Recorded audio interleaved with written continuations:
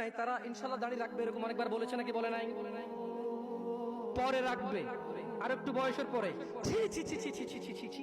এমন হাজার মা বাবা পাওয়া যায়, ছেলেটা দাড়ি রেখেছে, এসএসসিতে পড়ে, বললো যে এখন রাখিস না, কলেজে উঠলে রাখিস। ওই মা, তোমাকে বলি, তুমি তোমার ছেলেকে আদর করো না? ছি, মিথ্যা মা। আরে তোমার মতো মারা মাইশাকে হত্যা করে ফেলেছে পরকিয়া করতে গিয়ে। তোমার চাইতে মাইশার মা অনেক ভালো ছিল, মেয়েকে হত্যা করেছে, অন্তত ইসলামে তো বাধা দেয়নি। আমি বলছি না খুন ভালো, আমি বলছি না খুন ভালো, আমি বলছি না খুন ভালো, আমি বলছি তোমার চাইতে ভালো সে তার মেয়েকে হত্যা করে নিজে অপরাধী হয়েছে, মেয়েকে তো অপরাধী করেনি, করেছে। তুমি তোমার ছেলেকে দাঁড়িয়ে রাখতে না করো। ঠিক আছে, তোমার ছেলে কলেজে যাবে না, এখানে মহিলারা ওয়াজ শোনে, এই কাগজ কি কেউ পৌঁছাতে পারবে? মহিলা লিখে দেবে তার ছেলে কতদিন বাঁচবে, লিখে দিবে তার ছেলে কলেজ পর্যন্ত বাঁচবে, তারপর দাঁড়িয়ে রাখবে, সে লিখে দেবে।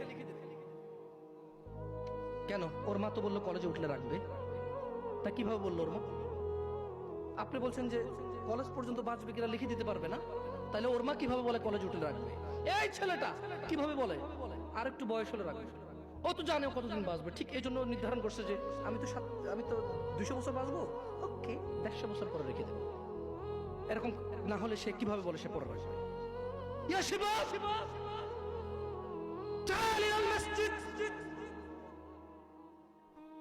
تعال إلى الله جل وعلا। তাকে যখন বলা হয় মসজিদে এসে, সে বলে পরে। লিখে দে কবে কতদিন বাঁচবি তুই, লেখ। এই ছেলে লেখ। হাসতেছেন, হাসতেছেন।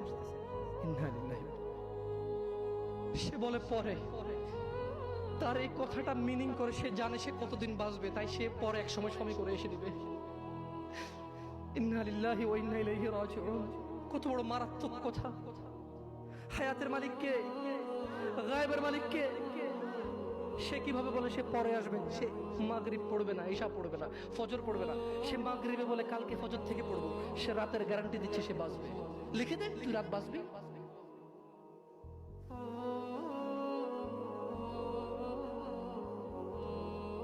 আল্লাহ ক্ষমা করুক এরকম মাদের যারা তাদের ছেলেকে দাঁড়িয়ে রাখতে দেয় না।